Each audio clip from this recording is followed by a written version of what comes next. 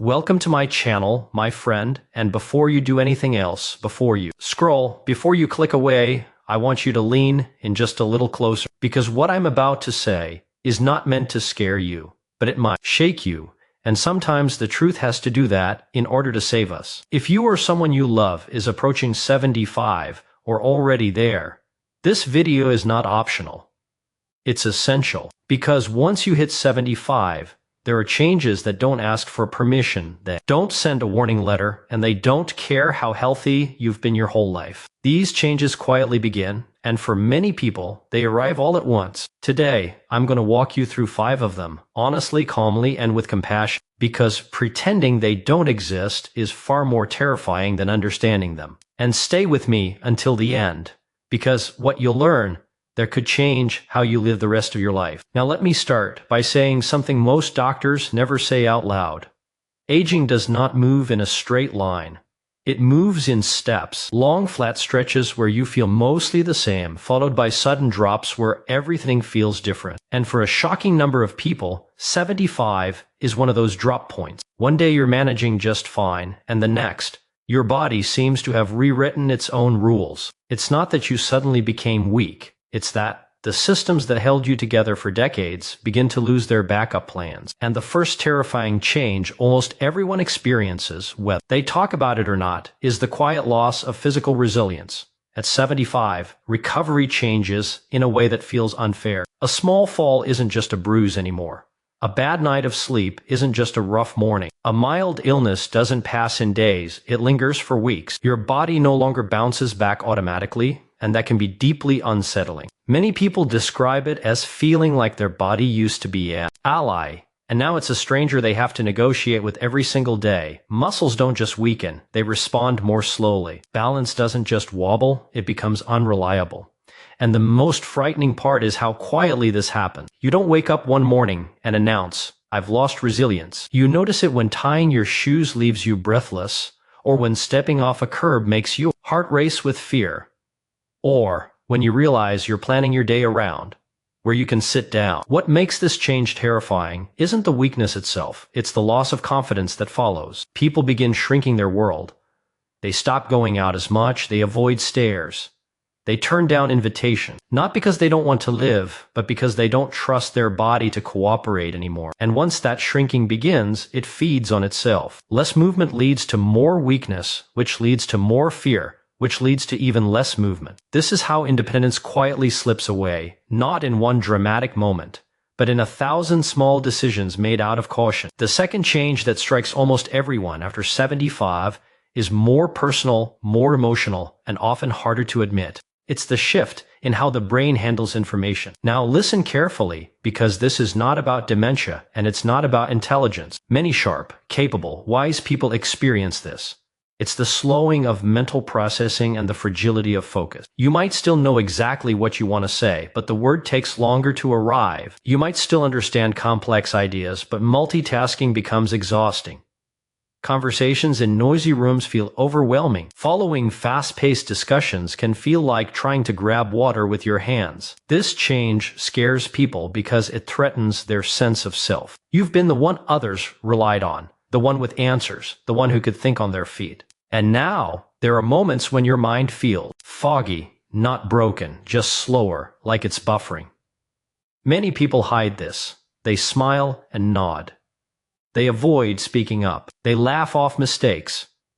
Inside, they worry that others are noticing, that they're being judged, that they're fading. And that fear can be more damaging than the cognitive change itself, because it leads to withdrawal. Less conversation, less stimulation, less engagement. And the brain, like the body, weakens faster when it's not used. Then there's the third change, one that almost no one prepares you for, because it's not just physical or mental, it's deeply emotional. After 75, loss accelerates, friends get sick, longtime companions pass away. Social circles shrink through no fault of your own. Even family dynamics change, as roles reverse and independence shifts. And this accumulation of loss does something profound to the human spirit. It creates a background grief that never fully leaves. You may still laugh, you may still enjoy life, but there's an undercurrent of absence, a quiet awareness that more is behind you than ahead of you. This is terrifying not because of death itself, but because of loneliness.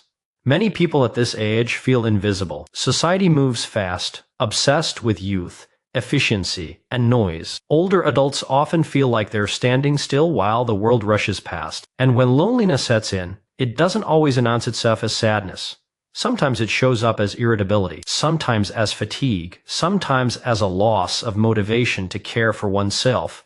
Meals become simpler, days blur together, and without meaning and connection, even a healthy body can begin to fail. Now, let me pause here and speak directly to you, because if you're feeling this, you are not weak, and you are not alone. These changes are not personal failures. They are biological and social realities. The problem is not that they exist. The problem is that no one talks about them honestly. And so people face them in silence thinking they're the only ones struggling. The fourth change that strikes nearly everyone after 75 is the narrowing of physiological margins. That's a clinical phrase, but what it means is simple and frightening. Your body has less room for error. Blood pressure swings matter more. Blood sugar fluctuations hit harder. Dehydration happens faster. Medications interact more strongly. What you could once shrug off now demands attention. This is why so many people at this age feel like they're walking a tightrope. One missed meal, one forgotten pill, one hot day without enough water, and suddenly things spiral. This change creates constant low-level anxiety. People start monitoring themselves closely. They worry about symptoms. They fear hospitals. They fear losing control. And ironically, that stress itself worsens health. Sleep suffers. Appetite changes. Immune response weakens. It becomes a vicious cycle where fear of decline accelerates decline. And finally, the fifth change, the one that ties all the others together, is the shift in how time feels. After 75, time compresses. Days pass quickly, but years feel heavy. The future feels shorter, and that awareness changes priorities. Some people panic trying to cram everything in. Others disengage, feeling like it's too late to start anything new. Both reactions come from the same place, the realization that time is finite. This awareness can be terrifying, but it can also be clarifying. It strips away what doesn't matter. It highlights what does. The danger is when fear dominates this stage, because fear leads to withdrawal, and withdrawal leads to rapid decline. And this is where I need you to stay with me, because in the next part, I'm going to tell you something most people never hear. These 5 changes may be common, but how deeply they affect you is not fixed. There are specific choices, habits, and mindset shifts that can slow them, soften them, and in some cases partially reverse their impact. Aging after 75 does not have to mean disappearing. It does not have to mean fear, but it does require understanding what you're facing. So if this is resonating with you, if you're thinking of yourself or someone you love, do not go anywhere. In the next continuation, we're going deeper into what really happens next, and more importantly, what you can do about it. And as we go deeper into this, I want you to understand something very important, something that rarely gets said out loud, especially not in doctors' offices or polite conversation. The real danger after 75 isn't any single one of these changes by itself. It's how they stack on top of each other, quietly reinforcing one another until life begins to feel smaller, more fragile, and more uncertain than it ever did before. Physical resilience drops, which makes you move less. Moving less weakens the body further and dulls the mind. Cognitive slowing makes social situations harder, so you avoid them. Avoiding people deepens loneliness, and loneliness drains motivation. Reduced motivation leads to poorer self-care, which narrows those physiological margins even more. And all the while, time feels like it's slipping through your fingers faster and faster. This is the snowball effect of aging that no one warns you about, and once it starts rolling downhill, it can feel almost impossible to stop. Many people at this age begin to live defensively. They are no longer living towards something. They are living away from risk, away from falling, away from embarrassment, away from hospitals, away from being a burden.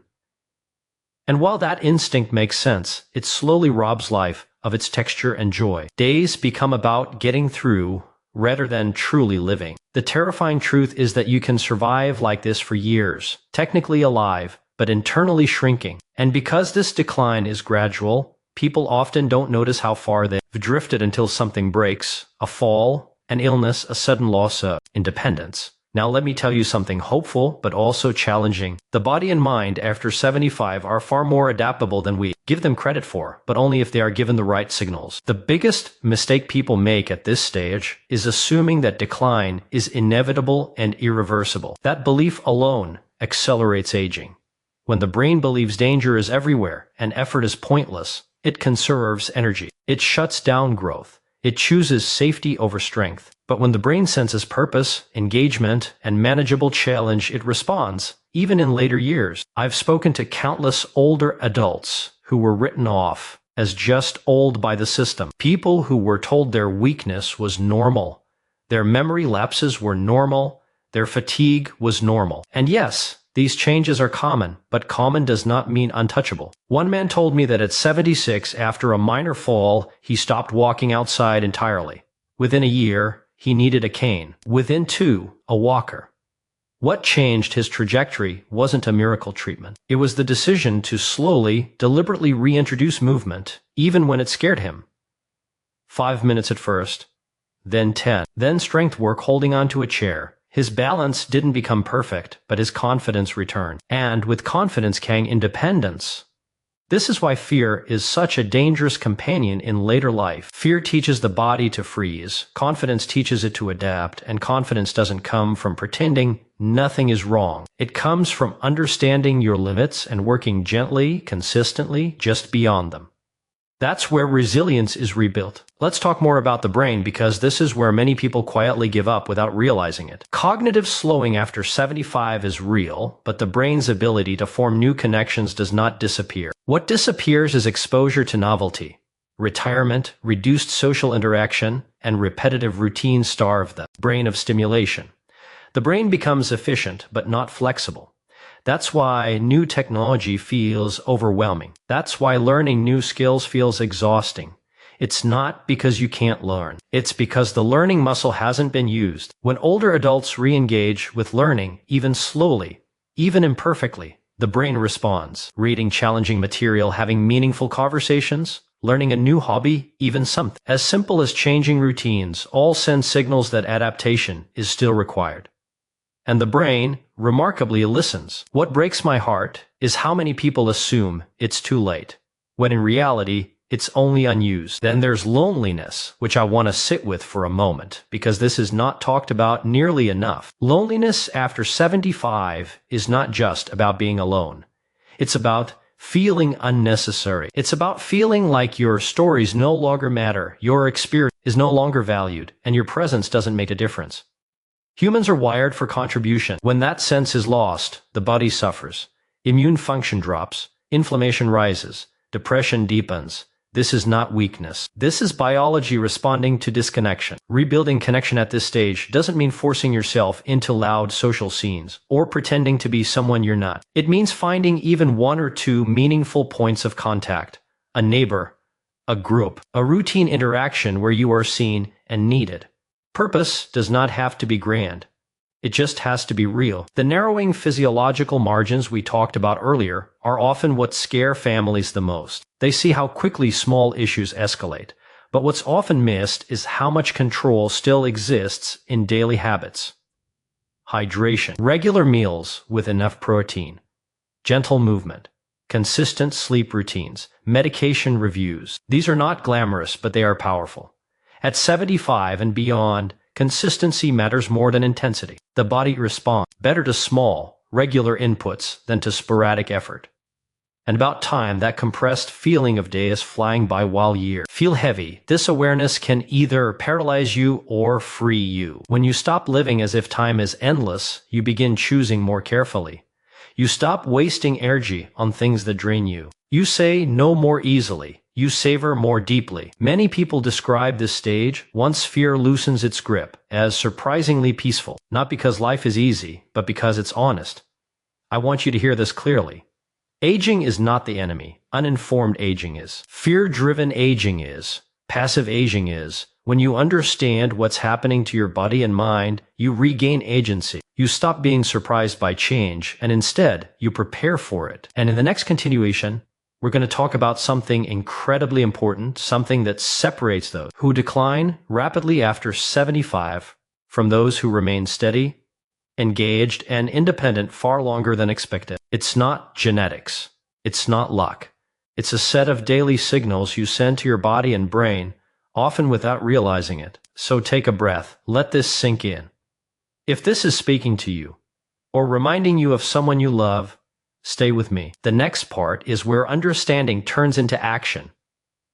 And as we move forward from this point, I want you to imagine for a moment that your body and your brain are always listening to you, not to your words, but to your actions. Every single day after 75, you are sending signals quietly and consistently that tell your system one of two things. Either you are telling it that life is still happening, that adaptation is still required, that strength, awareness, and engagement are still necessary, or you are telling it that danger is everywhere, that effort is risky, and that shutting down is the safest option. The terrifying truth is that most people don't consciously choose the second path. They drift into it one cautious decision at a time, one skipped walk, one avoided conversation, one postponed plan, until their world becomes so small that even stepping outside it feels overwhelming. This is where the real dividing line appears after 75. Not between the healthy and the unhealthy, not between the lucky and the unlucky, but between those who continue to challenge themselves gently and those who retreat entirely.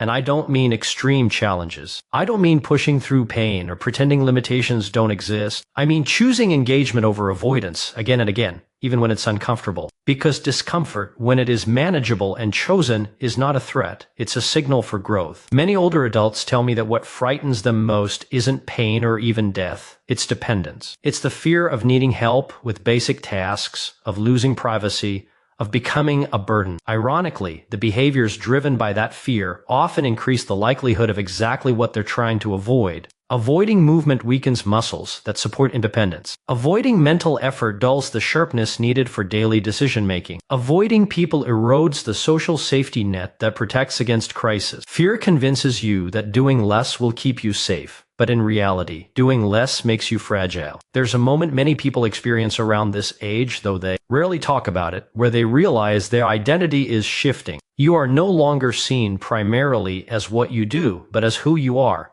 Careers are behind you. Achievements are in the past. The question becomes quieter but heavier. Who am I now, and why do I matter? If this question goes unanswered, it can hollow a person out. But if it's faced honestly, it can become the foundation of a deeply meaningful stage of life. This is why purpose is not optional after 75.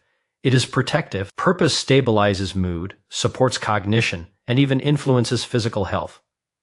And purpose does not have to look like it did when you were younger. It can be as simple as being the person who checks in on a neighbor, the one who shows up consistently, the one who shares wisdom, the one who tends something living, whether that's a garden, a pet, or a relationship. The body responds differently when it believes it is still needed. Now let's talk about something uncomfortable but essential. After 75, denial becomes dangerous. Denying changes in balance, strength, vision, or memory does not preserve dignity. It risks sudden, catastrophic loss of independence. True dignity comes from awareness and adaptation, using support when needed, modifying environments, asking for help before a crisis forces it upon you. This is not giving up. This is strategy. The people who age most steadily are not the ones who pretend. They are the same as they were at 50. They are the ones who adapt intelligently. They remove tripping hazards. They strengthen what they can. They simplify what they must. They build routines that support energy instead of draining it. And they do this proactively, not reactively. That's the difference between managing aging and being overwhelmed by it. Sleep changes are another silent shift that often accelerates everything else. Many people after 75 sleep lightly, wake often, and feel unrested. Poor sleep worsens balance, memory, mood, and immune function. And yet, many accept it as inevitable. While sleep patterns do change with age, chronic poor sleep is not something to ignore. Simple adjustments in routine, light exposure, activity timing, and stress management can dramatically improve sleep quality, which in turn improves nearly every other system. Nutrition also takes on a different role at this stage. Appetite often decreases, taste changes, and meals become smaller and less frequent. But the body's need for protein, micronutrients, and hydration does not decrease. In fact, it often increases. Undereating is one of the most common, Under-recognized contributors to weakness and fatigue after 75. People don't feel hungry, so they assume they don't need much. The body quietly pays the price. What's frightening is how interconnected all of this is. Weakness makes cooking harder, so meals get skipped. Poor nutrition worsens weakness. Fatigue reduces motivation to shop or prepare food. And the spiral continues. This is why awareness matters so much. Once you see the pattern, you can interrupt it. I want to slow down here and speak to you directly again. If you're listening to this and thinking, this feels overwhelming, that's okay.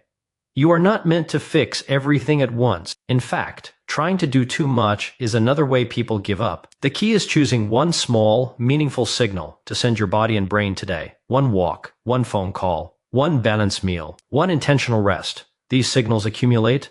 The body is always tallying them. And here is the part that many people find surprising.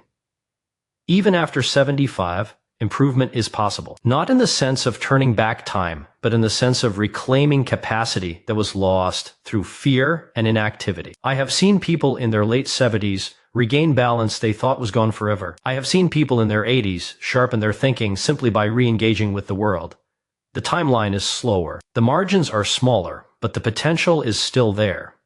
The terrifying truth is not that aging brings change. The terrifying truth is how quickly decline accelerates when people believe nothing can be done. That belief is more damaging than age itself. And the hopeful truth, the one that doesn't get enough attention, is that understanding these changes gives you leverage. As we move toward the next part, I want you to hold on to this idea. Aging after 75 is not about fighting your body. It's about partnering with it, listening to its signals, respecting its limits, and gently reminding it every single day that life is still asking something of you. In the next continuation, we're going to shift into the deeper emotional and psychological terrain of this stage, the unspoken fears, the identity changes, and the quiet choices that determine whether the later years feel empty or deeply meaningful. This is where many people either fade or finally come home to themselves. And now, as we come to the end of this conversation together, I want you to take a slow breath and really feel where you are, because everything we've talked about today leads to this moment. Aging after 75 is not a verdict, it's a threshold. It's a crossing into a stage of life that demands honesty, intention, and courage in quieter ways than before. The terrifying truth is not that your body changes, or that your mind slows, or that time feels different. The terrifying truth is how easy it is to disappear from your own life when fear is left in charge. And the beautiful truth, the one I hope you're holding on to right now, is that disappearing is not inevitable. You still matter. Your presence still matters. Your choices today, even the smallest ones, still ripple outward into tomorrow. Strength at this age doesn't always look like power. Sometimes it looks like showing up. Sometimes it looks like asking for help. Sometimes it looks like choosing to care for yourself even when motivation is low. Sometimes it looks like staying curious, staying connected, staying just a little bit uncomfortable in ways that help you grow instead of shrink. And if no one has told you this lately, let me say it clearly now. The wisdom you carry, the perspective you've earned, the life you've lived, those are not leftovers. They are valuable, needed, and irreplaceable. If this video spoke to you, if it made you feel seen, or helped you understand yourself or someone you love a little more clearly, then I invite you to stay connected with this channel. This space exists for honest conversations about health, aging, and living fully at every stage of life. So take a moment now and gently tap the like button, not for the algorithm, but so this message can reach someone else who might need it. Subscribe to the channel if you haven't already, because we continue these conversations here, openly and respectfully. And if you feel comfortable, leave a comment below. Share your thoughts, your experiences, or even just a single word that describes how you're feeling right now. You never know who might read it and feel less alone. And finally, remember this as you go back into your day. Aging does not mean the end of becoming. It simply means the path narrows and every step becomes more meaningful. Walk it gently, walk it intentionally, and don't walk it alone. Thank you for being here with me. I'll see you in the next video.